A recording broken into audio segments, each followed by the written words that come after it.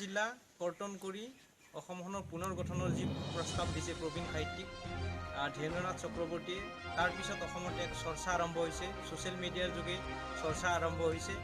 আমি আজি তেখেতৰ যি ব্যাখ্যা, এই ব্যাখ্যাৰ বিষয়ে আমি জানিবলৈ আমি উপস্থিত হৈছোঁ ধীৰেন্দ্ৰনাথ চক্ৰৱৰ্তীৰ ঘৰত। আমাৰ ঘৰতে তেখেত উপস্থিত আছে।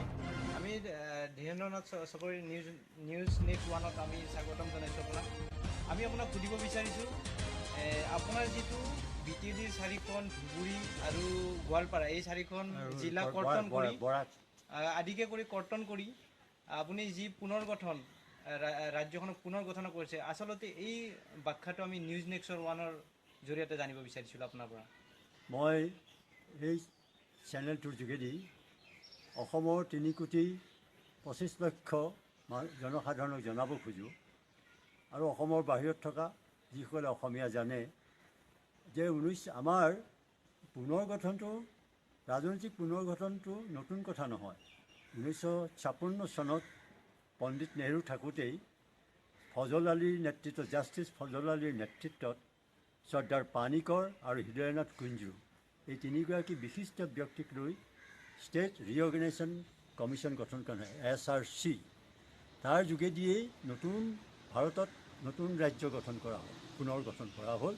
এতিয়া কেইবাখনো নতুন ৰাজ্য, গুজৰাটকে ধৰি ৰাজ্য অন্ধ্ৰপ্ৰদেশ স্থাপন হ'ল। আজি এতিয়া অসমত সুদীৰ্ঘ কাল ধৰি যি বড়ো BTC এৰিয়াত দৌৰাত্ম্য চলিছে, 32 ঘণ্টীয়া 125 ঘণ্টীয়া বন্ধ তেওঁলোকে দিয়ে, ইমান হুলস্থুল লগাৰ পৰিপ্ৰেক্ষিতত আমি আজি যিটো প্ৰস্তাৱ আগবঢ়াইছোঁ এইটো হৈছে এই যে বৰাক ভেলী 3খন জিলা তেওঁলোকে ভাস্কৰ বৰ্মাৰ দিনতেই হওক বা চুকাফাৰ দিনতেই হওক বা লাচিত বৰফুকনৰ দিনত সেই অঞ্চলটো আমাৰ অসমৰ এৰিয়া নাছিলে। বৰাক ভেলীৰ উপৰিও পাহাৰী জিলা কাৰ্বি আংলং আৰু ডিমা হাছাও তেওঁলোকো আমাৰ লাচিত বৰফুকনৰ দিনত বা চন্দ্ৰকান্ত সিংহৰ দিনত অসমৰ অঞ্চলত নাছিলে। গোৱালপাৰা আৰু ধুবুৰী জিলাও আমাৰ গদাধৰ সিংহ বা আহোম ৰজাৰ অধীনত বা ভগদত্ত বা ভাস্কৰ বৰ্মাৰ অধীনত নাছিলে।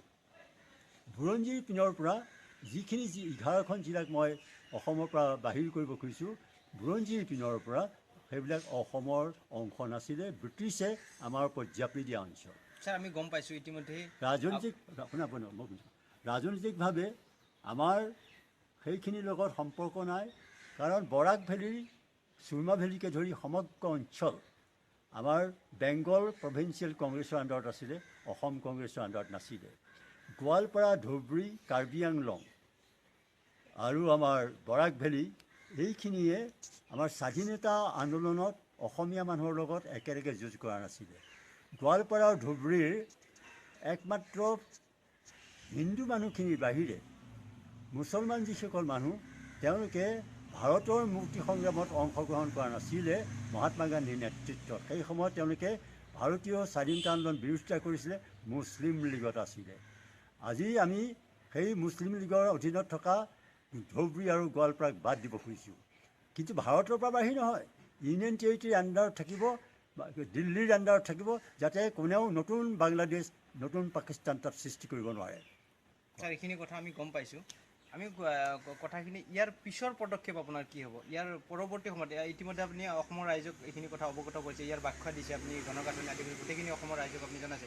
ইয়াৰ পৰৱৰ্তী সময়ত এই যি আপোনাৰ যিটো দাবী, এই দাবীটো লৈ আপুনি কি পদক্ষেপ লয় ইয়াৰ পৰৱৰ্তী?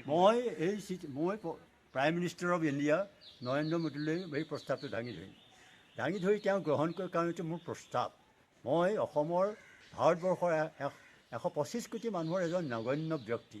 মোৰ কথাটো এই আইন নহয়, পাৰ্লিমেণ্ট আছে, আছাম এছেম্বলি আছে, তেওঁলোকে বিবেচনা কৰিব, আৰু বিবেচনাৰ কাৰণে মই দাঙি ধৰিছোঁ মোৰ প্ৰস্তাৱ, মোৰ কথা। মই বুৰঞ্জী আছে মোৰ লগত, ৰাজনীতি মোৰ লগত আছে, আৰু অৰ্থনীতি মোৰ লগত আছে, আৰু অসমীয়া ৰাইজক মই জনাইছোঁ তেওঁলোকে গ্ৰহণ কৰিব পাৰে, আৰু গ্ৰহণ নকৰি অসমৰ ভৱিষ্যত অসমত তেওঁলোকে যুঁজ জাপ দিব পাৰে। আপুনি যেতিয়া কথাখিনি ৰাজহুৱা কৰিলে, ৰাজহুৱা কৰাৰ পিছত এইখিনি কথা আপোনাক কিছুমানে ধৃতৰাষ্ট্ৰ আখ্যা দিছে, কিছুমানে বদন আখ্যা দিছে, আৰু কিছুমানে আপোনাক চৰকাৰী বুদ্ধিজীৱী বুলি কৈছে। ইয়াৰ ক্ষেত্ৰত আপোনাৰ প্ৰতিক্ৰিয়া কি? মই কোনো চৰকাৰী, মই গভৰ্ণমেণ্ট ছাৰ্ভিচেছ কৰিছিলোঁ যদিও মই এতিয়া কোনো চৰকাৰৰ কৰুণা ভিক্ষাৰী নহয়। আৰু চৰকাৰী চাকৰি থাকোঁতেও মই কোনো কৰুণা ভিক্ষা কৰা নাছিলোঁ। I am not afraid of any Indian challenge. ভাৰতৰ নালাগে পৃথিৱীৰ কাললৈ মই ভয় নকৰোঁ। আৰু দ্বিতীয় কথা হ'ল কি, মই এতিয়া মোৰ 90 বছৰ হৈছে, 100 বছৰলৈ বেছি দিন নাই, কিন্তু মই মোৰ নাতিহঁতৰে যাতে এখন সুন্দৰ অসমত থাকিব পাৰে সেইটো কাৰণে মই কল্পনা কৰি প্ৰস্তাৱ আগবাঢ়াইছোঁ। আৰু যদি গ্ৰহণ কৰে ভাল, আৰু যদি গ্ৰহণ নকৰে তেতিয়াহ'লে এখন অশান্ত জৰ্জৰ এখন পিছপৰা অসমত তেওঁলোকে বাস কৰিব লাগে। আপোনাক বদন বুলি কোৱা হৈছে। বদন হৈছে এইকাৰণে যিসকলে বুৰঞ্জী নাজানে, বদনে অসমখন ধ্বংস কৰিছিলে, অসমৰ পৰা অসমলৈ মান আনিছিলে, আৰু মই অসমৰ পৰা মান সেনাবিলাক খেদিব খুজিছোঁ। বদনৰ লগত মোৰ সাদৃশ্য নাই।